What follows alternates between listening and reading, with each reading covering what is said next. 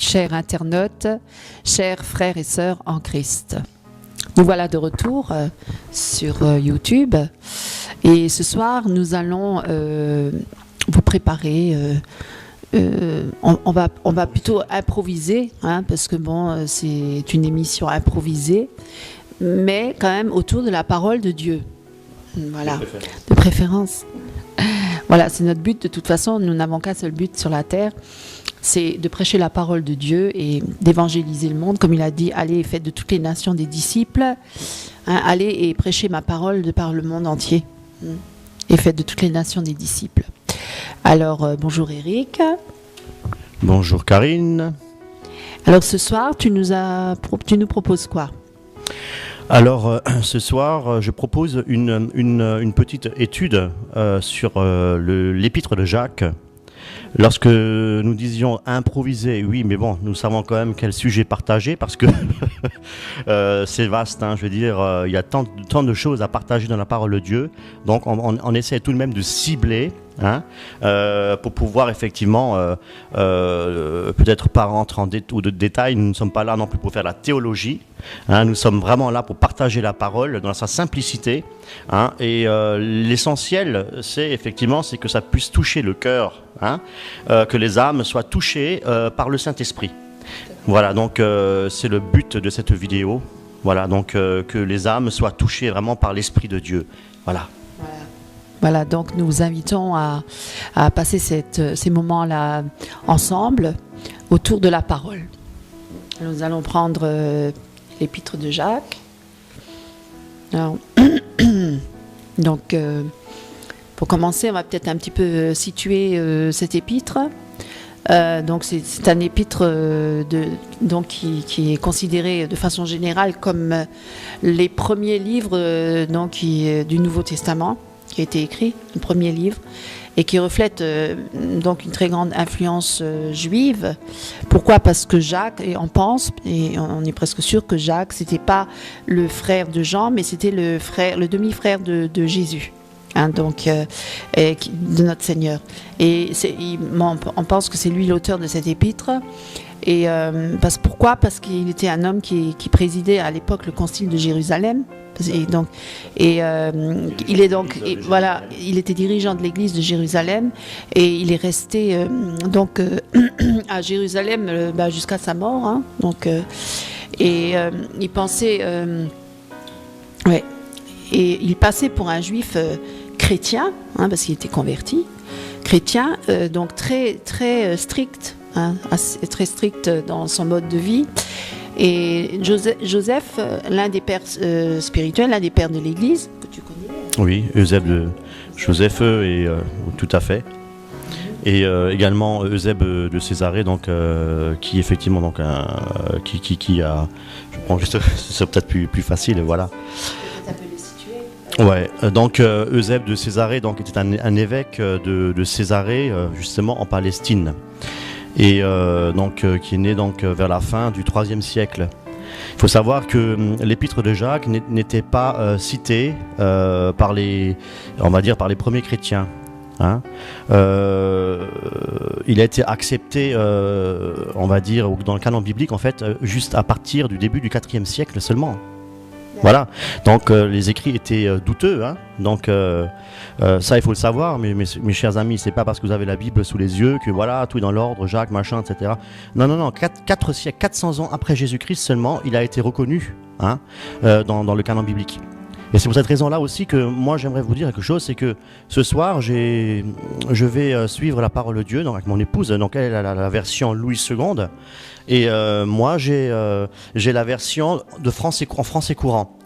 Oui, alors la version en français courant, c'est vrai que beaucoup nous disent oui, bon, c'est une version qui est trafiquée, etc. Écoutez, on a déjà étudié. Hein, et on a analysé effectivement des versets de la Bible, même je dirais des textes reçus, hein, que ce soit par exemple la Bible de Osterwald et de Martin par exemple, et on est quand même étonné de ce que cette Bible justement en français courant est très proche, très similaire, qui ne nie pas la divinité de Jésus-Christ, hein, qui ne nie pas la divinité. On était surpris.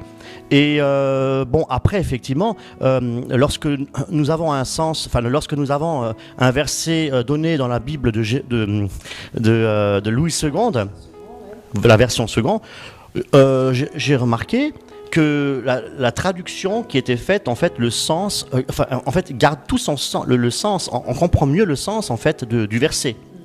Hein, et ça, vraiment, c'est formidable. D'ailleurs, vous allez le découvrir ce soir. Voilà, je n'ai pas dit qu'il faille maintenant acheter une Bible, la Bible en français courant, mais je la trouve vraiment très bien, et surtout pour ceux qui démarrent, on va dire, les nouveau-nés, les tout petits bébés en Christ. Pour mieux comprendre la parole, il est bon peut-être de lire le français courant. Ça ne veut pas dire que je mise uniquement sur cette version-là. Il y a d'autres versions, analysées, regardées, etc. À savoir également que toutes les Bibles que nous avons, ce sont que des copies de copies. Nous n'avons plus de version originale, enfin de l'origine. Elle n'existe plus. Nous n'avons que des copies de copies. Donc forcément, il y a toujours des choses qui peuvent, je ne veux pas dire être déformées, mais bon, il y a des choses qui peuvent, des oublis ou des choses comme ça. Oui, ça complètement, ou ça peut, voilà, tout à fait. Voilà. Oui. Par contre, même un autre sens à la phrase. Je veux dire, une virgule, si on l'enlève ou on la déplace, ça peut donner un autre sens à la phrase. Gloire à Dieu. Et là, effectivement, c'est délicat. Tu peux faire allusion, par exemple, à la traduction du Nouveau Monde. Là, Nouveau Monde. Oui, c'est donc les témoins de Jéhovah qui utilisent cette version-là. Ouais. Oui, et effectivement, dans cette version-là, on a voulu minimiser la divinité de Jésus-Christ. Voilà. Parce que... Peut-être à l'occasion on parlera sur les témoins de Jéhovah. Évidemment que les témoins de Jéhovah ne sont pas convertis, nés de nouveau.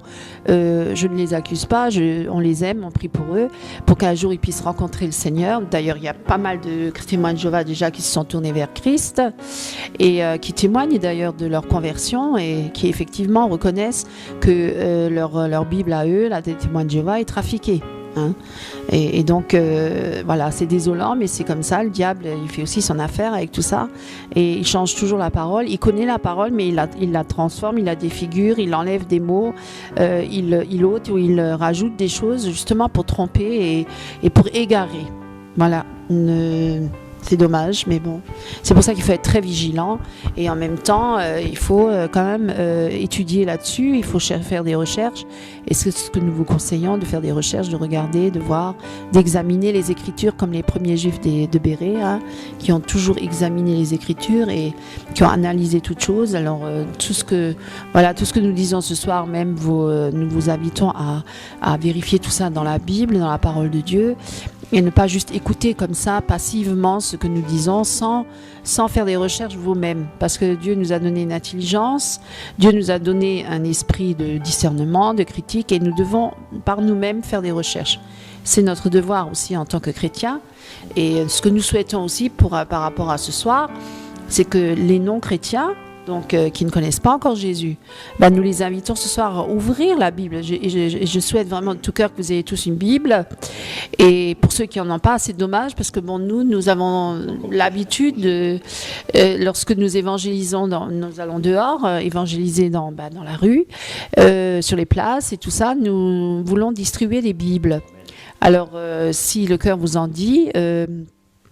nous serions heureux aussi de ce côté-là, de recevoir des dons pour pouvoir acheter énormément de Bibles qui nous permettront justement de les distribuer gratuitement, parce que c'est gratuitement, vous avez reçu gratuitement, donné gratuitement, et c'est ce que nous voulons distribuer, parce que de plus en plus de personnes nous disent non, je n'ai pas de Bible, et c'est quand même dommage, parce que nous sommes dans un pays ou de lettrés, pas d'illettrés, bon, il y a quelques-uns, mais malheureusement illettrés aussi, mais dans le quart-monde, mais c'est dommage.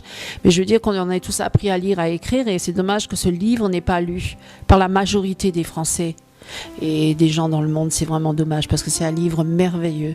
C'est le livre par excellence. C'est le livre qui nous révèle Jésus-Christ de Nazareth, le Sauveur et le Seigneur du monde. Voilà. Tu aurais peut-être quelque chose à rajouter ? Oui.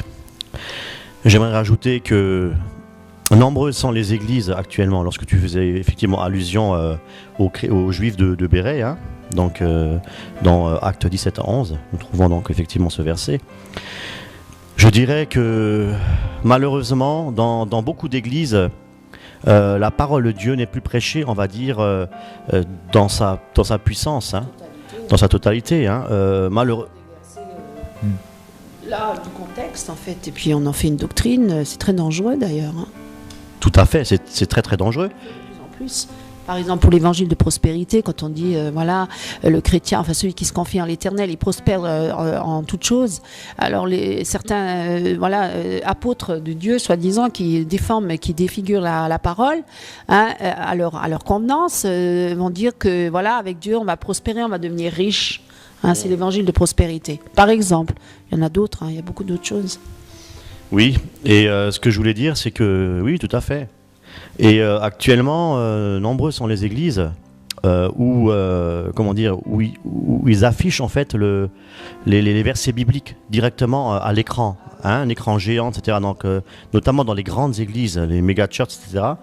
Je trouve ça un peu dommage parce que ça, quelque part, je vais pas dire empêcher, mais ça empêche en fait quelque part les chrétiens de venir avec leur Bible à l'église. Hein, bon, pourquoi apporter ma Bible à l'église si lorsque je dis église, je comprends bien l'assemblée des saints. Voilà, donc pas simplement un bâtiment, hein, mais là où effectivement les saints sont réunis pour glorifier Dieu, l'assemblée de Dieu. Voilà, donc d'y entrer sans la Bible, et je trouve que c'est pas bien parce que il faut quand même vérifier, hein, il faut toujours apporter la Bible avec. Voilà, donc frères et sœurs, hein, si vous êtes nouveaux dans une église, etc., où effectivement vous y allez les dimanches et vous vous rendez compte en fait que tout est affiché, hein, que les versets sont affichés, apportez vos Bibles avec. Voilà, oui. Je voulais encore ajouter quelque chose.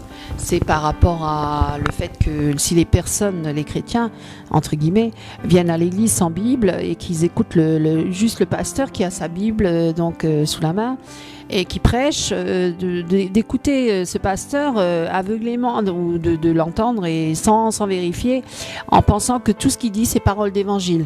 Alors le pasteur, il peut dire n'importe quoi, hein, il peut déformer la parole et puis personne ne réagit et finalement c'est une doctrine de démon qui peut même instaurer dans les cœurs et semer dans les cœurs et puis ça peut égarer beaucoup de gens. Donc puisqu'on faut quand même le dire, on est dans les derniers temps, il y a beaucoup d'églises apostates, on fait plus le culte de la personnalité du pasteur, le culte des chorales, de la musique, de la danse, de tout ça.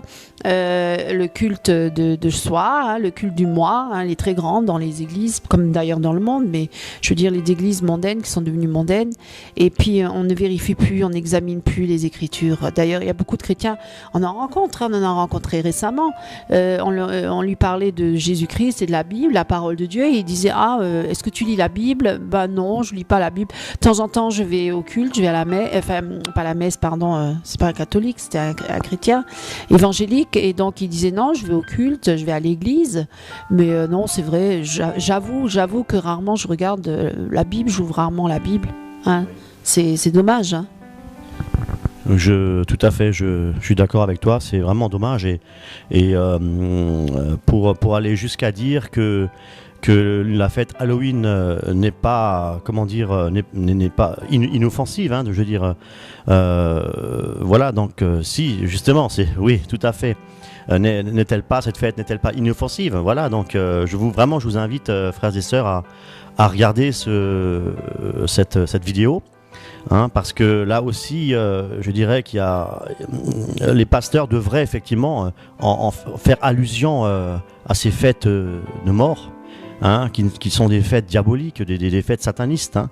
Donc, c'est pas un amusement pour les enfants, c'est très dangereux. Voilà, donc je vous le dis ouvertement. Hein, voilà, donc. C'est très subtil. c'est très subtil parce que petit à petit, Satan s'infiltre dans les cœurs et les esprits, les pensées d'une manière sournoise. Hein. C'est très sournois, c'est caché, c'est occulte. De toute façon, c'est un menteur.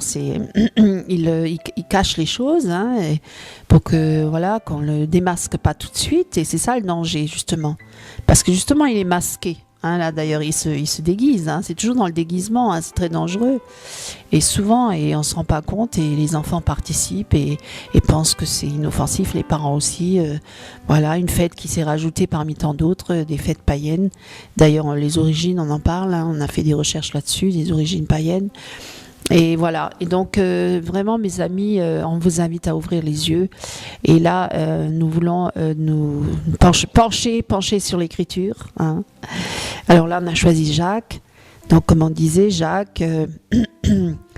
Donc Joseph nous apprend que Jacques jouissait donc d'une très bonne impression. Hein, parmi les Juifs, par son respect de la loi, parce qu'il était très strict, hein, mais bon, il était sous la grâce quand même. Et c'est pourquoi il est aussi mort en tant que martyr, hein, parce qu'il est mort, pour avoir témoigné en faveur du Messie, de Jésus-Christ, donc, alors que c'était interdit à l'époque. Hein. Donc on va dire qu'il a été lapidé dans les années, en l'an 62, après Jésus-Christ.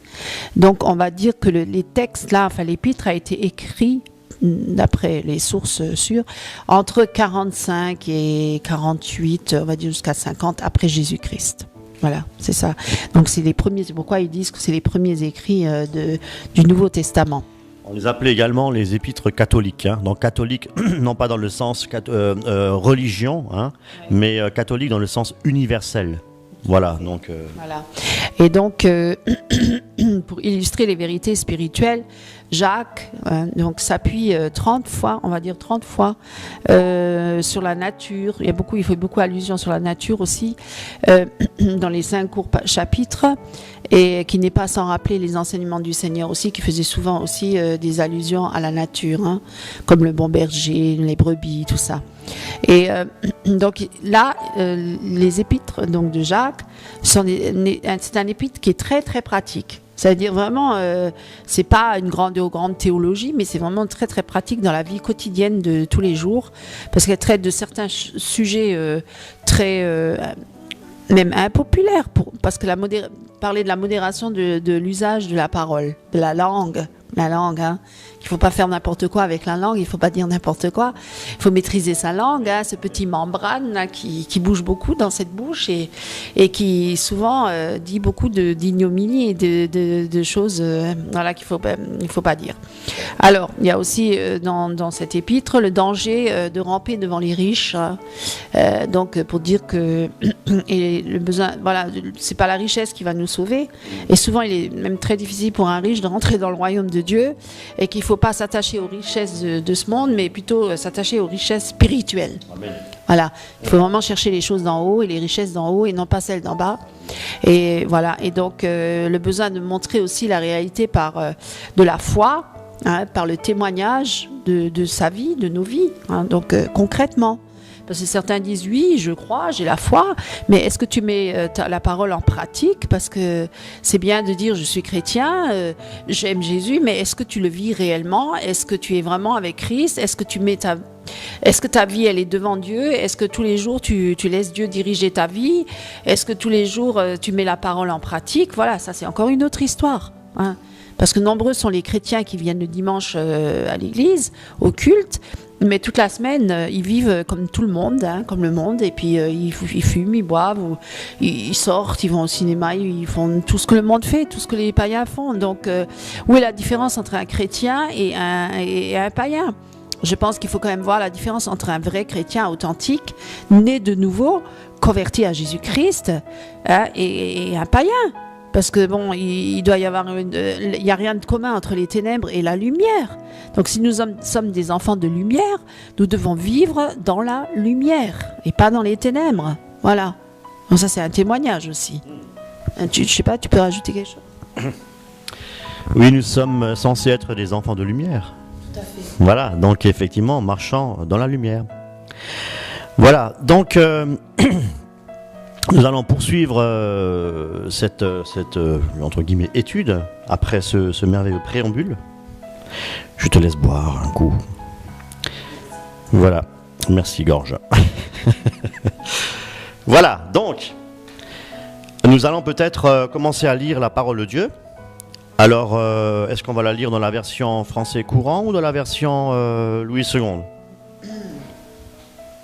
Ben, pour la faire découvrir peut-être la version français courant. Je sais pas, c'est comme tu veux. Oh, je vais la lire dans la version français courant, hein, et puis comme ça, ils découvriront cette version. Voilà, que j'aime bien, tout particulièrement.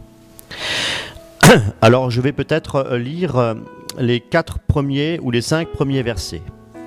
Hein, ou peut-être même, je dirais, les 7 premiers versets. Et puis nous allons parler verset par verset. Voilà, donc c'est de comprendre ce que le verset veut nous faire comprendre, veut nous dire. Alors, verset 1. Salutations de la part de Jacques, serviteur de Dieu et du Seigneur Jésus-Christ. J'adresse mes salutations à l'ensemble du peuple de Dieu dispersé dans le monde entier.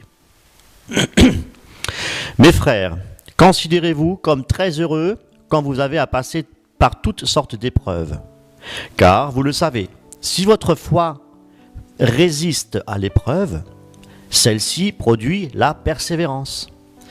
Mais veillez à ce que votre persévérance se manifeste pleinement, afin que vous soyez parfaits, sans défaut, hein, qu'il ne vous manque rien. Cependant, si l'un de vous manque de sagesse, qu'il la demande à Dieu, qui la lui donnera.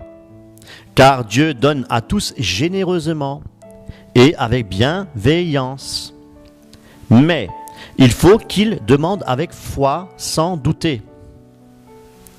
Car celui qui doute est semblable à une vague de la mer que le vent soulève et pousse d'un côté ou de l'autre. Un tel homme ne doit pas s'imaginer qu'il recevra quelque chose du Seigneur. Car il est indécis et incertain dans tout ce qu'il entreprend. Voilà, jusque-là. Alors, nous allons peut-être déjà voir le verset 2. Donc tu peux peut-être lire le verset 2 dans la version seconde. Alors, mes frères, regardez comme un sujet de joie complète les diverses épreuves auxquelles vous pouvez être exposés, sachant que l'épreuve de votre foi produit la patience. Voilà. Donc, je vous invite tout de suite à aller dans l'évangile de Matthieu, au chapitre 5 et au verset 11. L'évangile au chapitre Matthieu, chapitre 5 et au verset 11.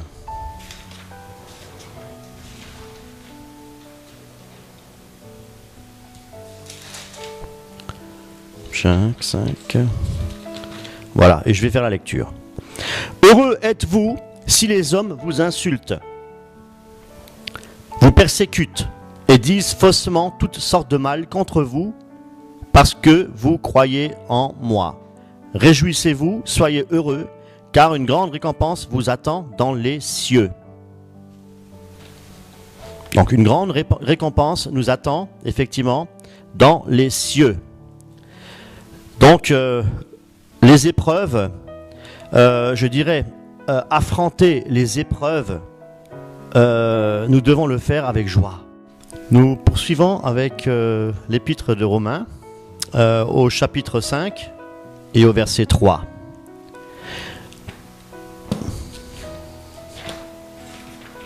Romains 5, verset 3. Bien plus, nous nous réjouissons même dans nos détresses, car nous savons que la détresse produit la patience. Hein? Se réjouir dans les détresses. Et là, je vous invite encore à prendre avec moi dans 1 Pierre chapitre 1. 1 Pierre chapitre 1, verset 6. Chapitre 1, Verset 6. Vous vous réjouissez, même s'il faut que maintenant vous soyez attristés pour un peu de temps, par toutes sortes d'épreuves. Voilà. Donc, nous pouvons voir ici que, dans ces versets que nous venons de lire, que nous devons toujours nous réjouir. Nous réjouir lorsqu'effectivement nous sommes dans l'affliction, lorsque nous sommes dans l'épreuve. Nous réjouir. Est-ce que tu pourrais peut-être nous expliquer, Karine, pourquoi devons nous réjouir lorsque nous passons des épreuves? Chose curieuse, mais bon. As-tu peut-être une bonne réponse à nous donner? Oui, alors avant de dire nous réjouir, je voudrais juste dire que au départ, notre nature charnelle, si on passe par diverses épreuves, par des difficultés, elle ne se réjouit pas du tout. Au contraire, on a vite tendance à se plaindre et à se lamenter et même à pleurer. D'ailleurs, on voit déjà d'entrée, déjà à la naissance, un bébé, je veux dire, dès le départ, il recherche toujours à toujours être dans le bien-être, dans le bonheur et tout ça, le confort. Donc, dès qu'il a faim, il pleure. Donc, il veut tout de suite qu'on le rassasie. Dès qu'il a froid, il faut l'habiller, bien sûr, il faut le mettre dans le confort, dormir et tout ça. Et donc l'être humain de nature charnelle, humainement parlant, il est toujours à la recherche du bonheur. Le bonheur, ça veut dire le bien-être, tout ça, le cocooning, être tranquille, être bien, avoir une belle maison, une belle voiture, bien manger, bien vivre, bien voilà. Donc et d'ailleurs de plus en plus de métiers se développent dans ce sens-là de nos jours, le bien-être, tout ça, on recherche à se détendre, la musique zen et tout, les massages, les plantes pour bien dormir et puis les thalassothérapie pour avoir un corps bien relaxé, tranquille. Voilà, donc on recherche toujours le bien-être. On ne supporte pas les épreuves, on ne supporte pas les difficultés. Et ça, c'est une tendance générale. C'est une tendance générale. Tout à fait. Tendance générale et même dans les églises. Le bien-être dans les églises. On le retrouve de nos jours de plus en plus d'ailleurs, parce qu'ils ne veulent plus passer des épreuves. Donc eux, ils veulent effectivement, jouir, on va dire, des bienfaits terrestres, l'argent, etc. Est-ce que tu pourrais dire quelque chose par rapport à ces églises qui effectivement cherchent la richesse de ce monde? Bien sûr. D'ailleurs, ça se répand de plus en plus et oui, de régner maintenant et puis d'avoir le bonheur tout de suite maintenant, alors que oui, et puis d'être très riche, parce que de plus en plus les églises, on prêche l'évangile de prospérité, donc on dit qu'une personne, elle doit, si elle est bénie, elle est bénie parce qu'elle a beaucoup de biens, Dieu donne, Dieu bénit, Dieu enrichit, etc. On ne veut plus vivre des épreuves, on veut toujours être dans le bien-être, toujours au top, toujours dans le bonheur total, dans la béatitude presque, je veux dire le ciel sur la terre déjà. Et alors que si on regarde de près Jésus-Christ ou les apôtres ou même les chrétiens dans d'autres endroits du monde qui sont persécutés et qui vivent de graves épreuves, qui sont soumis à beaucoup d'épreuves, et est-ce qu'ils sont moins que nous? Est-ce qu'ils sont pires que nous? Non. Et finalement on ne comprend plus parce que nous on vit dans un monde tellement matérialiste, d'abondance, de biens, de toutes choses, l'alimentation et tout, dans les fast-food et tout de suite maintenant et vite, la consommation excessive tout de suite et maintenant, et l'argent, on court après l'argent et tout, même les chrétiens dans les églises, je veux dire les chrétiens, et d'ailleurs le diable essaie y faire de ce côté-là, pour les apparences trompeuses, être bien habillé, être dans le chantre d'un groupe, il faut être bien habillé, tous les chrétiens qui s'affichent même sur YouTube, je veux dire toujours costume, cravate, tous ces grands hommes de Dieu qui se disent hommes de Dieu et qui disent aux chrétiens, si vous venez à Christ, c'est fini, toutes vos difficultés, c'est terminé, vous n'aurez plus de difficultés, Dieu va vous rendre riche, etc., etc. Tout ça, c'est une tromperie, c'est un mensonge du diable, pour égarer les chrétiens d'ailleurs, et pourquoi mal affermis. Hein.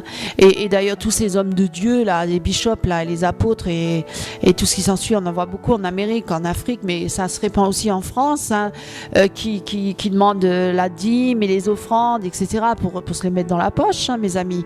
Et puis, qui se déplacent en grosses voitures, qui ont des grosses maisons, des villas, des terrains, qui vivent dans l'abondance, dans le luxe, dans la luxure, etc. Et on croit que c'est ça, être béni par Dieu. Alors que si on regarde de près Jésus-Christ et les apôtres. Ben dis donc, c'est vrai. C'est vrai que lorsque nous regardons les Écritures, nous ne voyons rien de tout cela. Hein, je dirais même que Jésus-Christ de Nazareth n'avait même pas de quoi reposer sa tête. Et que dire, né dans une étable, bien entendu, dans un hôtel luxueux. Et puis même, je veux dire, quand il est venu avec un dos d'âne à Jérusalem, il aurait pu venir... Complètement. Et que dire de tous ces chrétiens persécutés, hein, les premiers chrétiens persécutés, donnés aux lions dans les arènes, hein, lynchés, découpés dans Hébreu, on en parle, hein, il y a certains versets où on parle, il était lapidé, coupé en deux, scié en deux, etc.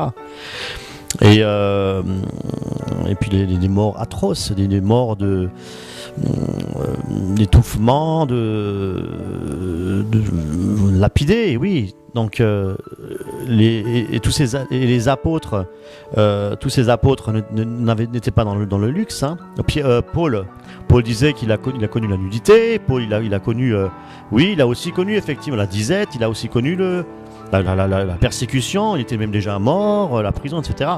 Alors, quelle comparaison, hein, on peut bien regarder la comparaison qu'il y a entre les apôtres aujourd'hui, soi-disant apôtres, hommes de Dieu, hein, hommes d'affaires, excusez-moi de dire ça, et comparé à ces apôtres de Jésus-Christ primitifs. Hein, on voit vraiment un contraste, mais énorme. Voilà. Donc, tu voulais ajouter quelque chose ? Pardon. Parce que tu me posais la question, est-ce qu'on doit se réjouir lorsqu'on passe par des épreuves ? Oui, bibliquement parlant, oui. C'est-à-dire que, humainement parlant, on ne pourrait pas résister à ces épreuves. Non, on n'y arriverait pas parce que notre chair est faible. La chair est faible, l'esprit est bien disposé, mais c'est la chair. Et c'est pour ça qu'on doit crucifier notre chair. Hein. C'est pour ça qu'on doit mourir à nous-mêmes, justement, renoncer à nous-mêmes, mourir à nous-mêmes. C'est ça la difficulté, c'est ça justement ce chemin étroit, hein, qui nous mène au royaume de Dieu. Parce que dans ces diverses épreuves, nous devons nous réjouir parce que ces épreuves-là nous amènent à nous rapprocher encore plus de Dieu. Dieu permet ces épreuves justement pour éprouver notre foi, pour voir où va notre cœur, si notre cœur est réellement attaché à Christ ou s'il est attaché encore aux choses de la terre, aux choses de ce monde. Parce que les choses de la terre, de ce monde passeront et toute sa convoitise aussi. Donc notre but il est céleste, il n'est pas terrestre et donc nous devons rechercher les choses d'en haut et non pas celles d'en bas. Nous devons rechercher les richesses du royaume de Dieu et non pas les richesses là où la teigne et la rouille peuvent atteindre, hein, sur la terre, donc des choses périssables. Nous devons rechercher les choses impérissables, donc nous devons rechercher les trésors spirituels et non pas terrestres. Et je crois qu'il y en a beaucoup qui confondent, hein, qui comprennent pas. Bien sûr que Dieu peut donner des richesses aussi sur la terre. C'est pas un problème, on n'est pas contre la richesse, ça n'a rien à voir. Mais si l'homme ou la femme qui dit être chrétienne et qui vit dans une telle abondance, et on en voit de plus en plus, et ce sont des personnes, je veux dire individuellement, une personne à elle seule, une personne seule qui a tant de richesses, qui est multimilliardaire et qui se dit chrétien, il y a quand même, on peut se poser des questions quand même. Hein, je veux dire, on en voit de plus en plus en Amérique par exemple, qui s'affichent ouvertement et qui disent Dieu m'a béni, et puis ils vivent dans le luxe, ils sont multimilliardaires, ils ont des grandes villas, des domaines, hein, comme les stars américaines. Hein, est-ce que c'est pas possible? On n'a jamais vu ça dans la Bible. Je veux dire, Jésus il marchait avec avec une paire de sandalettes et avec une robe, les apôtres aussi. Et là, maintenant, on s'affiche, on est tellement riche. Et bien sûr que quelque part, ils font aussi quelques œuvres humanitaires, hein, comme des œuvres caritatives où ils donnent aux pauvres. Oui, ils s'affichent même en montrant qu'ils donnent aux pauvres, mais eux-mêmes, ils sont tellement riches, hein, ils se déplacent en avion privé, en jet privé, ils ont des avions, des bateaux, enfin, ils vivent comme le monde, ils sont très mondains et ça n'a plus rien à voir avec Dieu. Et d'ailleurs, je mets même en doute ces personnes en disant qu'ils sont plus côté sorciers, francs-maçons, parce qu'il y a énormément de francs-maçons et d'illuminati qui rentrent dans les églises aussi, hein.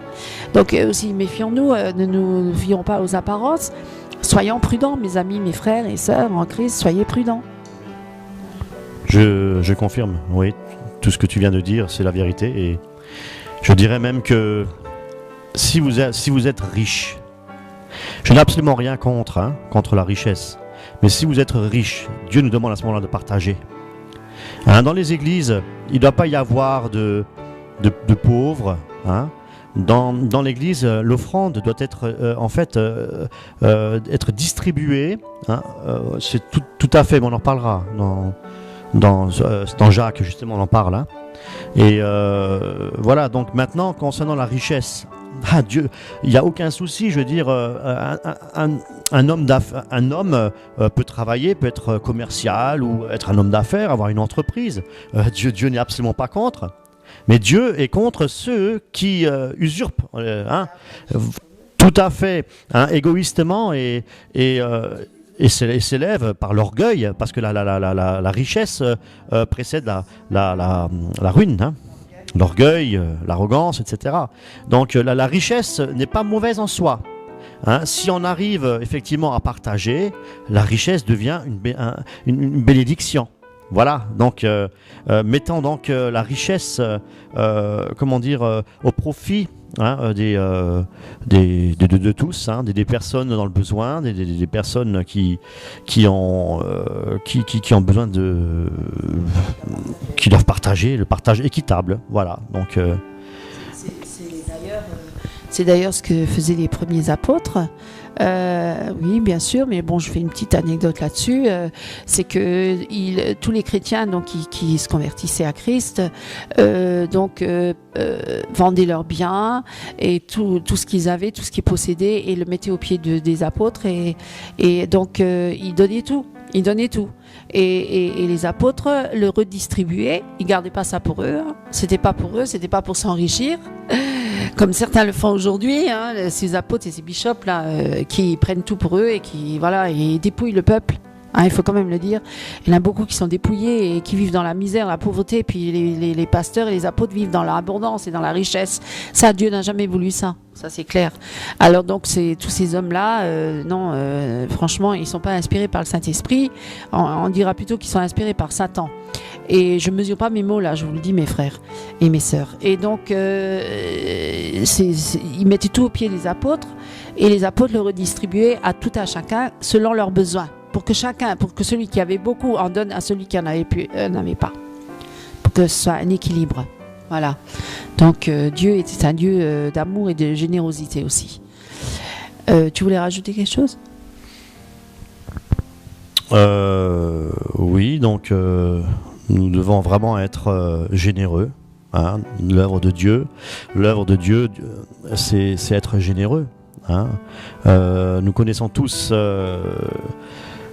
l'épisode du Samaritain. Hein, donc Jésus-Christ est très sensible sur cela. Hein, Christ est très sensible là-dessus. Voilà. Dieu ne veut pas, on verra tout ça, on en reparlera. Bon, on en reparlera, on gardera ça pour les prochaines vidéos. Oui. Tu voulais dire quelque chose ? Mais non, parce que tu posais la question, pourquoi est-ce que nous devons nous réjouir quand nous passons par des épreuves ? Oui, effectivement, nous devons nous réjouir, parce que toute chose concourt au bien de ceux qui aiment Dieu. C'est par les épreuves que nous sommes épurés, par les épreuves que nous sommes sanctifiés. Amen. Voilà, parce que c'est dans les épreuves que nous sommes éprouvés et voir où va notre cœur. Et si notre cœur il est vraiment attaché à Christ, et bien nous serons dans la présence de Dieu et sanctifiés et purifiés pour être détachés de ce monde, pour être libérés des choses de la terre, pour nous rapprocher davantage de notre Seigneur et de notre Roi. Et c'est vrai, à premier abord, quand on passe par une épreuve, ça peut être triste, ça peut nous attrister, mais ensuite, la finalité de cette épreuve, c'est pour grandir encore plus en Christ. Voilà. Et donc, je voulais juste dire par rapport à ça que oui, on a une nature qui est pécheresse et elle doit mourir parce qu'on a une tendance à râler, surtout nous les Français, on est les grands râleurs, hein. Mais on a une tendance à râler, à revendiquer, à s'énerver, tout de suite à murmurer et beaucoup. Et d'ailleurs, on voit dans la Bible, dans toute la Bible, hein, mais dans la parole de Dieu et surtout la période où il y avait le peuple de Dieu qui était sorti de l'esclavage de l'Égypte, hein, libéré du Pharaon, qui s'est retrouvé dans le désert et qu'est-ce qu'ils ont fait et quand ils avaient plus de quoi manger, que voilà, ils ont commencé à murmurer contre Moïse et contre Dieu, forcément. Puisque Moïse était envoyé de Dieu. Et donc, ils murmuraient, ils disaient, oui, quand on était en Égypte, on avait la viande, on avait à manger, on avait ci, mais pourtant, ils étaient esclaves. Hein. On leur donnait des coups de fouet pour construire une pyramide pour le pharaon, pour élever le pharaon en gloire. Et là, ils étaient libérés de cet esclavage et pourtant ils commençaient à murmurer dans le désert, voilà, parce qu'ils passaient par diverses épreuves, hein, de dénudement, de tout, et puis dénudement, voilà, ils avaient pu peut-être l'alimentation qu'ils avaient là-bas, mais ils étaient libérés des coups de fouet, ils étaient libérés de l'esclavage du pharaon, mais ils ont murmuré, voilà, ils râlaient, ils murmuraient, et Dieu souvent s'irritait et disait, ce peuple m'irrite. Hein, alors que je l'ai sorti de l'esclavage, je l'ai libéré. Et ils sont jamais contents, ils sont toujours en train de se plaindre. Bien sûr qu'il a répondu à leurs plaintes, à leurs murmures. Il leur a envoyé les cailles du ciel, la manne du ciel. Mais ils étaient toujours en train de se lamenter, toujours en train de se plaindre. Et est-ce que nous n'avons pas aussi cette tendance, mes amis? Est-ce que nous aussi, quand nous passons par les épreuves, n'avons-nous pas tendance à dire où est Dieu? Qu'est-ce qu'il fait Dieu? Mais Dieu il m'aime pas? Dieu il est même pas là, il est indifférent. Pourquoi je vis ça alors que je fais tout bien, je prie, je passe du temps avec Dieu, je comprends pas. Voilà, c'est vrai. Souvent on comprend pas. Hein, ça. Ouais. Je voulais dire que Job n'a pas non plus compris ce qui lui est arrivé. Hein, Job, qui était un homme intègre et droit, nous dit la parole de Dieu. Et donc il a subi effectivement une épreuve terrible. Mais regardez, il n'a pas renié Dieu. Hein, il n'a pas renié le Seigneur. Et regardez, à la fin, il a tout reçu. Voilà. Le Seigneur est bon. Dieu est bon. Après l'épreuve, il y a la victoire, frères et sœurs. Après la victoire, il y a le bonheur, il y a la vérité, il y a Dieu, Jésus-Christ est la vérité, la vie. Après l'épreuve, il y a la vie. Hein, donc, et celui qui persévérera jusqu'à la fin, parce que effectivement, lorsque nous parlons d'épreuve, nous parlons aussi de persévérance. Nous devons persévérer jusqu'au bout. Hein, et Job avait persévéré jusqu'au bout, et il a obtenu effectivement la victoire.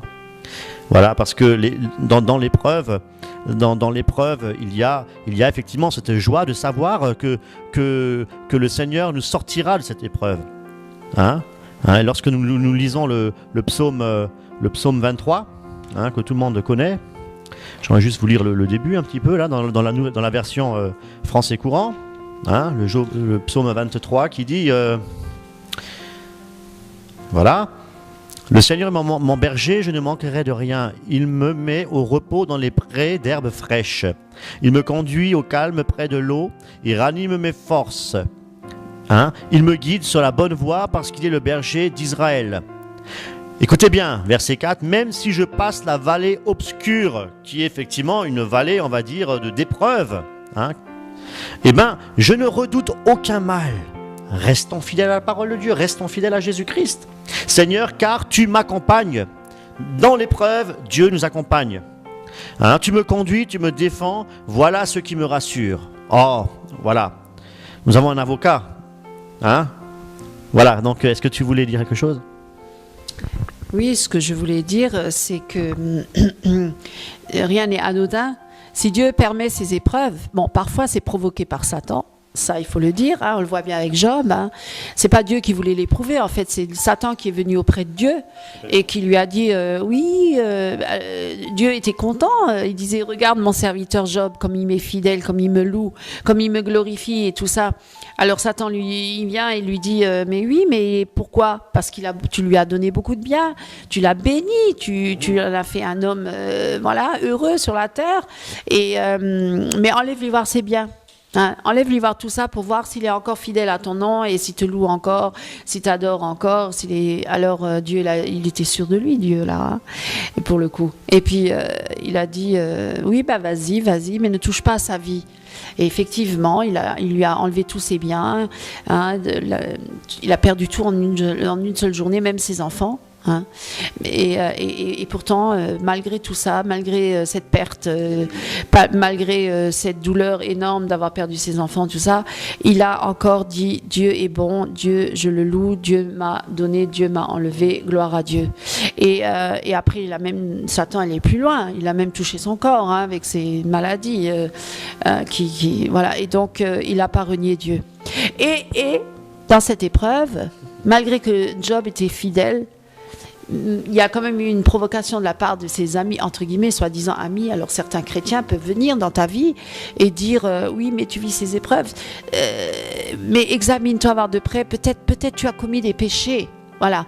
Donc là, il faut quand même avoir le discernement, mes amis. Effectivement, il y a des gens qui vivent des épreuves. Effectivement, il y a des chrétiens qui vivent des épreuves, qui sont liés au péché parce qu'ils ont commis des péchés d'adultère ou autre. Effectivement, là, c'est une épreuve qui vient qui est venue suite au péché de Satan. Mais si c'est une épreuve qui vient que Dieu a permis, voilà, c'est pas parce que l'homme a péché ou la femme a péché, mais c'est parce que Dieu, dans son amour, a permis à Satan de l'éprouver. Mais il a aussi déjà choisi la solution pour le libérer de cette épreuve. Hein. Tout à fait. Voilà. Et c'est surtout pour que Dieu puisse nous utiliser. Pour la gloire de Dieu, hein, parce qu'il y a des âmes qui se perdent dans le monde entier. Et qui c'est qui prêche l'évangile? Je veux dire, nous devons être sanctifiés, nous devons être vraiment mis à part hein, pour annoncer l'évangile. C'est notre devoir, hein. Nous devons annoncer l'évangile de Christ. Voilà donc ce verset 2 est très intéressant et effectivement on a pu quand même le développer, on va dire, en profondeur. Et donc je vous inviterai donc dans les prochaines vidéos, nous allons poursuivre, hein, verset 3, etc. Voilà, et pour apprendre vraiment à connaître Jésus-Christ, hein, sa parole, aimer sa parole, et surtout, comme Karine disait au début, c'est surtout ce côté pratique, hein, mettre la parole de Dieu en pratique. Voilà, pour ne pas rester dans une idée théologique. Religieuse. Non, je crois que la parole, d'ailleurs la parole dit, la parole est vivante, Jésus est vivant, l'Esprit de Dieu est encore là, donc nous n'avons pas besoin d'être non plus des érudits, etc., des snobs. Non. L'évangile est pour tout le monde. L'évangile est pour les simples comme pour les érudits, les intellectuels. Voilà, donc prêchant l'amour de Dieu, voilà, dans sa simplicité.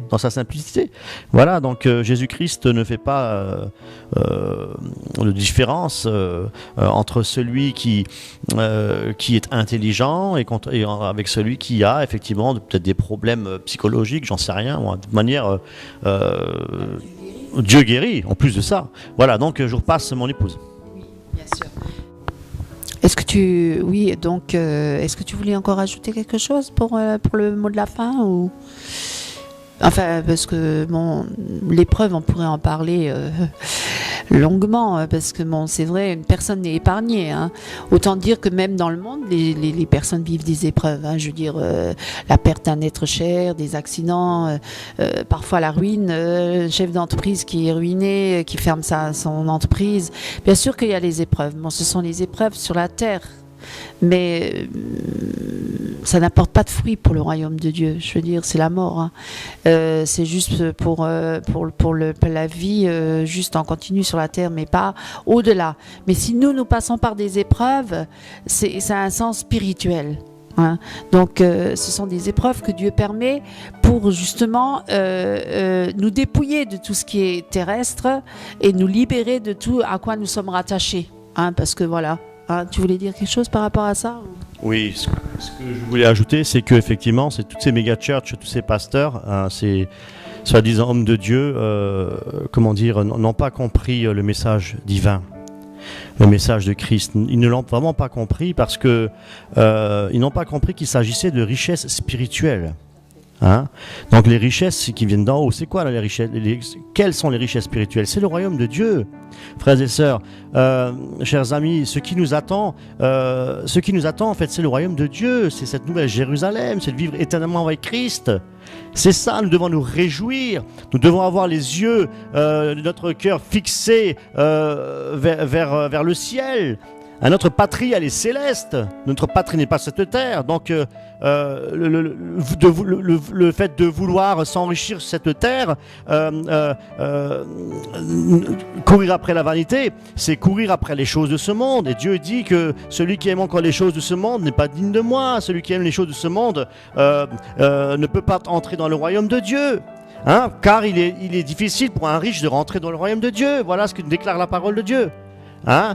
Donc, moi, je vous encourage, frères et sœurs, chers amis, si vous êtes dans une de ces méga churches, hein, où on sollicite tout le temps les offrandes, des dîmes, etc., je vous dis, donnez-le, oui, donnez-le, mais ne le donnez pas, on va dire, à l'église pour que le pasteur puisse lui s'enrichir déjà, et ensuite effectivement, éventuellement pour les bâtiments, pour faire des rénovations, pour s'acheter une sono, pour s'acheter ceci, cela. Non, frères et sœurs, si vous voulez vraiment être dans l'obéissance et dans la parole de Dieu et mettre en pratique ce que la parole nous enseigne, hein, moi ce que je vous demande vraiment de faire, frères et sœurs, ce que la Bible vous demande de faire, ce que Jésus vous demande de faire, c'est de ne pas être insensible, on va dire, par rapport à vos frères et sœurs qui sont dans le besoin. Alors si tu es dans l'église et si tu sais que le dimanche matin à côté de toi il y a une sœur qui n'a pas de quoi se vêtir, hein, ou qui n'a pas de quoi se nourrir, ne nourris pas le pasteur, ne nourris pas... Non, donne à ce moment-là à cette dame. Regarde dans ton assemblée, regarde les gens qui sont dans l'assemblée, hein, et essaye d'être sensible avec ces personnes-là. Et là, le Seigneur, là, tu vas faire quelque chose de beau. Hein, là, Dieu va se réjouir. Voilà, si déjà tu vas être utile dans l'assemblée où tu te trouves, hein, c'est une grande assemblée, alors donne à ceux qui sont dans le besoin, donne à ceux qui sont pauvres. Voilà. Donc c'est ce que je voulais partager, c'était ce que je voulais dire. Voilà, donc si tu voulais peut-être terminer. Oui, donc effectivement, pour revenir à notre sujet du départ, hein, on parlait de Jacques, effectivement, nous ne pouvons pas être épargnés de ces épreuves. Hein. Celui qui veut perdre sa vie, celui qui perdra sa vie la gagnera, et celui qui gagne sa vie la perd.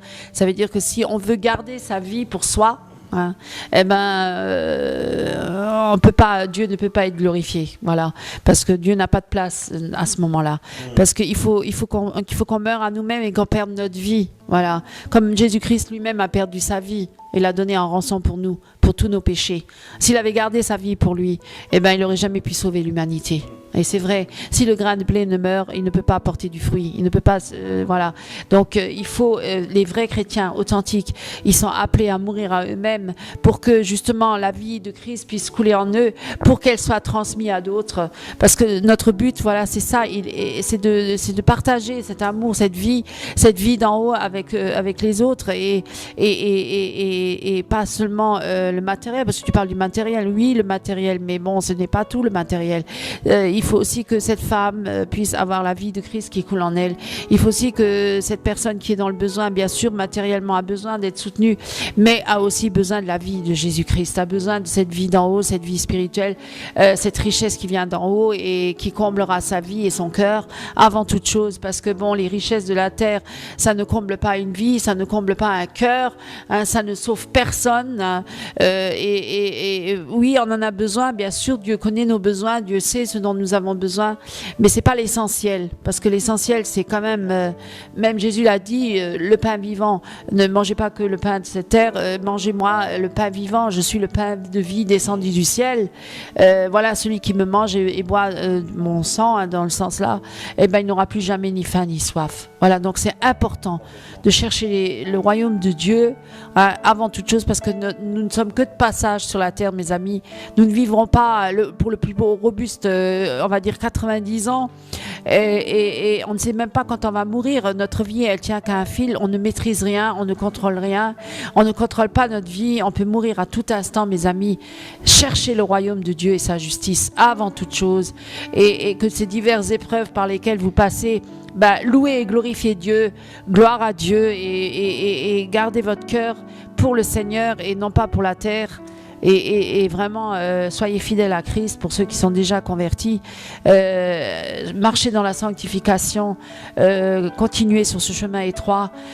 Dieu va bientôt revenir, Jésus va bientôt revenir. Et pour ceux qui ne sont pas encore convertis, je vous invite à vraiment vous tourner vers Christ, parce que c'est le seul chemin, la seule vie, la seule vérité. Il n'y a pas d'autre vie, d'autre vérité sur cette terre. Tous les autres chemins mènent à la perdition. Ce monde-là, il va passer, toute sa convoitise aussi.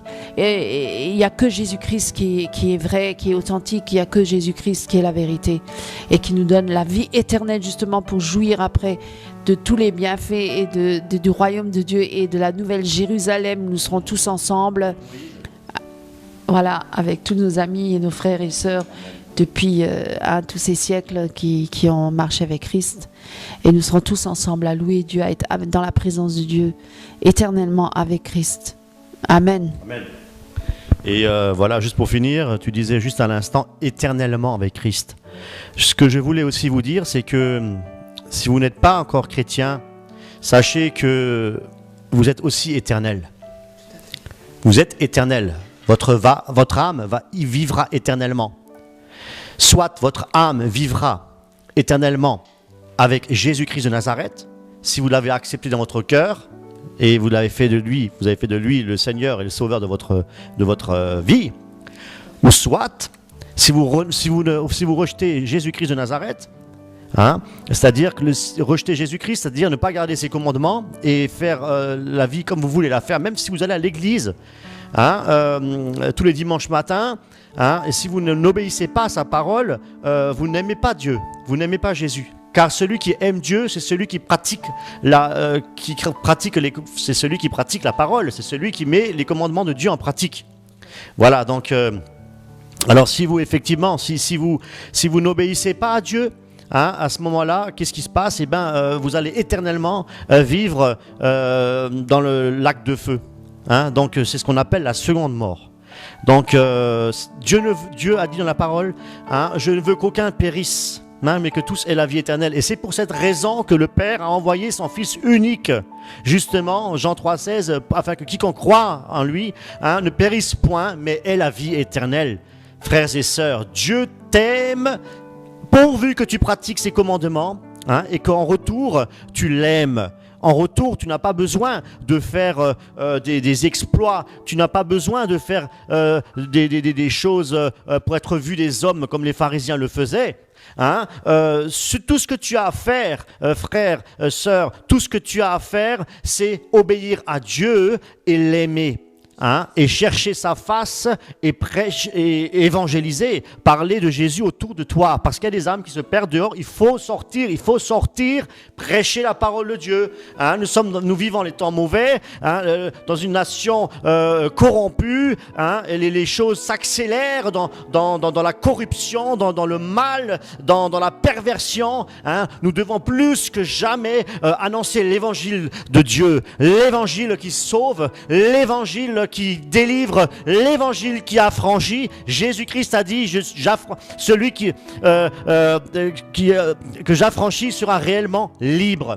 Donc vous voulez être libre, vous voulez être réellement libre, affranchi, alors suivez Jésus-Christ de Nazareth, marchez dans ses voies, et vous ne serez pas déçus. Que Dieu vous bénisse. Alléluia. Voilà, merci beaucoup pour votre écoute, et nous vous souhaitons vraiment que vous vous tourniez de tout votre cœur vers Jésus-Christ, et pour ceux qui sont rétrogrades, de revenir à lui pleinement, de renoncer à tout péché, toute forme de péché. Et nous souhaitons vraiment de tout cœur que le Seigneur vous rétablisse et restaure votre âme, votre esprit, votre corps, tout entier en lui, le seul chemin, la seule vérité, la seule vie. Amen. Soyez bénis.